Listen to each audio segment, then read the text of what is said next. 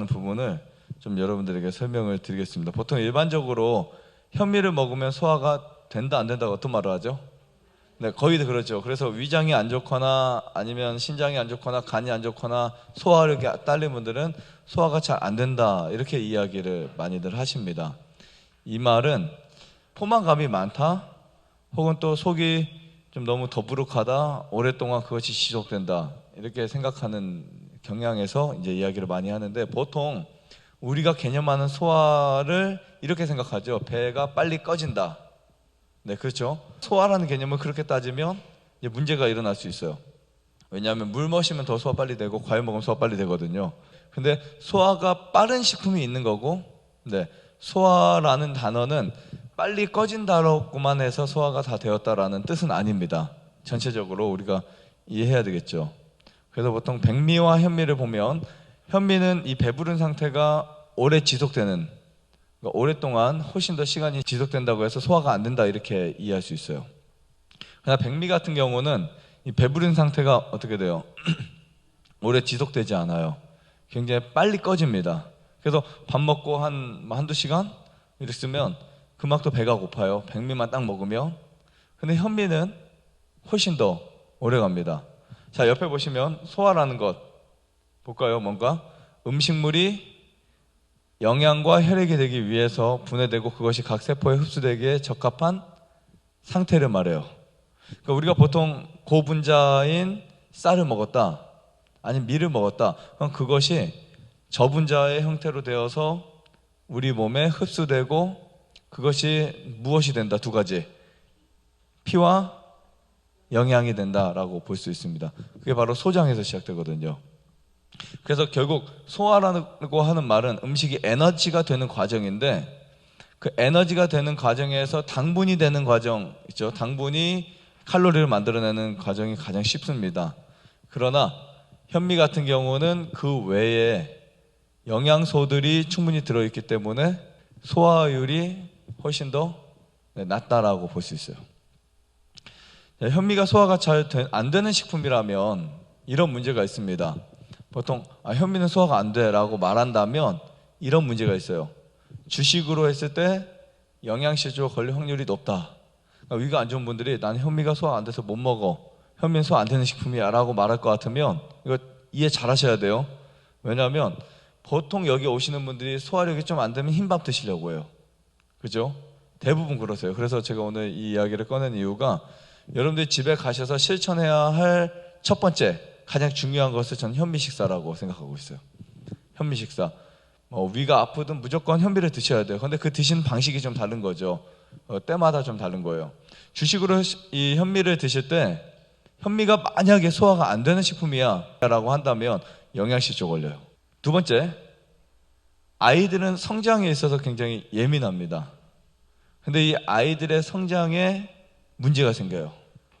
근데 전혀 문제가 없거든요. 세 번째, 위장병 환자에게 좋지 않습니다. 그러나 결국 위장병을 고치는 데 있어서 가장 중요한 게 현미라고 볼 수 있어요. 결국 금식은 위를 세팅하는 것이고 현미는 위를 다시 원래 상태로 복구하는 거예요. 세팅한 이 위를 그냥 놔두면 낫지 않습니다. 그것을 잘 길들여줘야 돼요. 전혀 위산과 문제가 없습니다. 단지 현미의 어떤 섬유질이라든지 비타민이라든지 영양소들이 어떤 포만감을 느껴지고 처음에는 그것을 활동하지 않았다가 먹으면 소화가 안 되는 느낌 받아요. 현미를 안 드시다가 처음 드시면 산이나 현미를 소화시킬 수 있는 소화액이 처음에 달라요.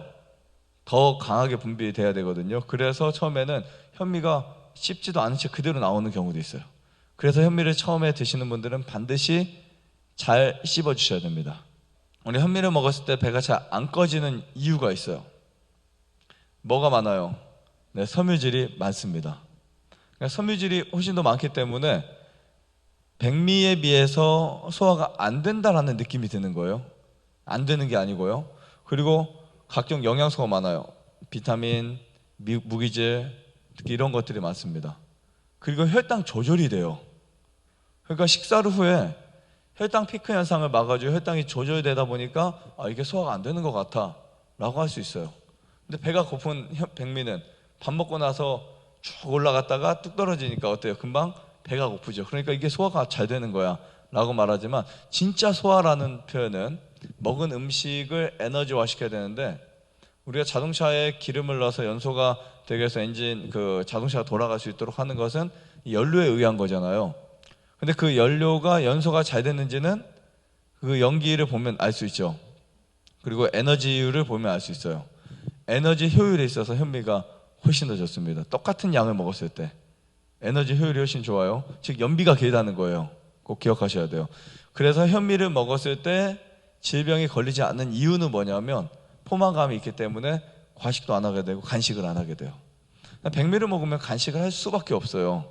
사실 물론 백미 먹고 뭐 떡 먹고 다 하면 괜찮은데, 백미 한 공기에 반찬 두 가지 이렇게 드시면요 100% 허기져요. 그거 갖다가 아마 충당이 거의 잘 안 됩니다. 그래서 현대인들이 간식을 엄청 많이 하죠. 그거를 뭐라고 해요? 시도 때도 없이 먹는다. 그렇죠? 네, 거의 자제하지 않고 있으면 배만 허락하면 먹는 거예요. 근데 현미를 먹게 되면 간식이 잘 될까요, 안 될까요? 간식이 잘 안 돼요. 그리고 간식 생각이 전혀 안 나요. 여기서 보식하신 분들 간식 생각이 나요? 네, 생각보다 안 나거든요. 근데 이제 보식 끝나고 식사를 하시면 훨씬 더 안 납니다. 자, 현미와 소화율을 보면, 이 소화율이라고 하는 것은 먹은 음식 전체 양에 대한 흡수된 비율을 말해요. 되게 중요한 말입니다. 왜냐하면 뭐 그냥 현미에 대해서 뭐 크게 의심 없는 분들은 상관없지만, 현미에 대해서 아직도 반신반의하는 분들은 이 잘못된 견해가 나왔을 때 헷갈릴 수 있어요. 이거 굉장히 중요한 이론이에요. 그러니까 현미의 소화율은 우리가 그 현미쌀을 뭐 한 100g을 먹었든 200g 먹었든 먹은 그 전체 양에 대한 흡수된 비율인데, 소화율이 낮으면 대변이 증가돼요. 탄수화물, 단백질, 지질 같은 경우는 이 소화가 흡수되어서 배설되는 양이 적지만, 섬유질은 대부분 변으로 배설돼요. 그래서 채식을 하는 사람들의 변이 더 많은 거예요. 그리고 섬유질을 많이 먹는 사람들의 변이 훨씬 더 많은 거고요. 두 번째 소화율을 보면, 흡수되지 않은 성분들을 버리게 되면 이제 문제가 생깁니다. 우리가 보통 이제 백미를 먹는다는 것은 소화가 안 되는 섬유질을 버리는 거예요. 맞죠? 섬유질은 소화가 안 된다고 보시면 돼요.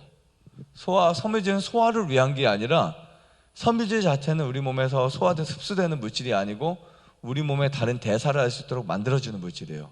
그래서 섬유질을 먹으면 청소하는 역할을 하는 거지, 섬유질이 들어와서 무슨 역할을 해주고 하는 양은 굉장히 미비해요. 비타민이나 미네랄처럼 그런 역할보다는 얘는 청소해주는 역할을 한다고요. 그리고 장내에서 소화되는 시간을 조절해줘요. 즉 대사활동에 도움을 주는 애지, 소화돼서 뭔가를 만드는 애는 아닙니다. 이제 이 소화율 때문에 얘를 버리고 먹으면 소화율이 높아지겠죠. 즉 이런 거예요. 신문지를 태웠을 때 불이 팍 타요. 이게 소화율이에요. 팍 타서 금방 없어지죠. 솔잎을 태웠을 때도 마찬가지고, 나무 장작을 태웠을 때 어떻게 돼요? 처음에는 팍 타진 않아요. 네, 불이 팍 일어나진 않지만 장작 같은 경우는 오래 갑니다.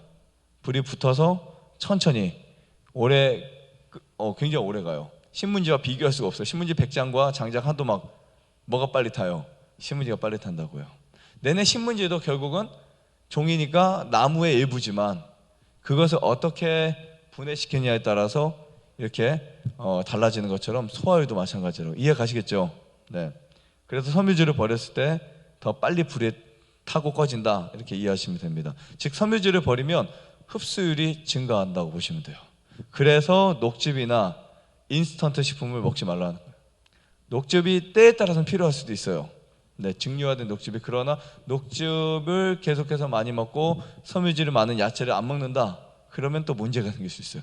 근데 녹즙도 먹고 야채도 먹고 하니까 문제를 못 느끼는 거죠. 이해 가세요? 네, 녹즙은 섬유질을 버리는 주스예요. 완전식이 아닙니다.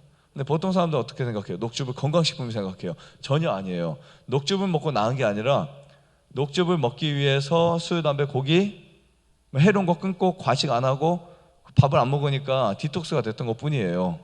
녹즙이 결코 건강식품이라고 말할 수는 없습니다. 대신에 도움이 주는 부분들이 있겠죠. 어떤 부분이 부족했을 때, 엽록소가 부족했을 때 그것을 통해서 잠깐 일시적으로 섭취될 수는 있어요. 그러나 장기적인 녹즙 섭취 절대 좋지 않습니다. 같은 원리예요. 그래서 현미 대신 백미를 먹으면 뭐가 높아진다? 소화율이 높아진다. 즉 소화율이 높다는 말, 좋다는 말 아니에요. 나중에 누가 야, 현미는 소화율이 낮아 라고 했을 때 그게 좋은 말이라고 이해하시면 됩니다. 그래서 제가 찾아보니까 현미 소화율은 90%밖에 안 되고 백미는 98%가 돼요. 백미는 98%. 왜냐하면 대비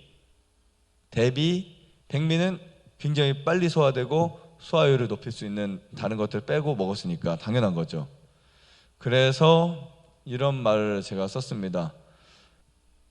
약간 포만감이 있어도 칼로리가 적기 때문에 이 말은 조금 더 섭취해도 조금 더 섭취해도 과식하라는 말은 아니셨대요. 그냥 조금 더 섭취해도 칼로리가 적기 때문에 암이나 각종 질병에 좋습니다. 그래서 고기 같은 거는 인스턴트 식품 엄청 절제해야 되지만 이것은 조금 더 여유롭게 먹어도 괜찮다는 말이에요.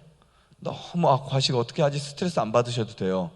비율 잘 정하시고 야채, 과일, 곡식 잘 드시면 섭취해도, 그러니까 이런 말 있잖아요. 충분히 먹어도 괜찮은 음식들 중에 하나를 뽑는다면 저는 현미라고 뽑고 있어요. 다른 음식에 비해서. 그 다음에 반드시 통곡류를 드셔야 돼요. 다시 한번 말씀드리지만. 그 다음에 유기농 현미가 일반농 현미보다 훨씬 더 좋은 영양소를 가지고 있습니다. 특히 채식인들에게 부족한 영양소 중에 비타민 B12 같은 것, 이런 거 훨씬 더 좋은 영양소를 가지고 있어요. 좋아요, 구독, 안에다가 눌러주세요. 눌러주세요.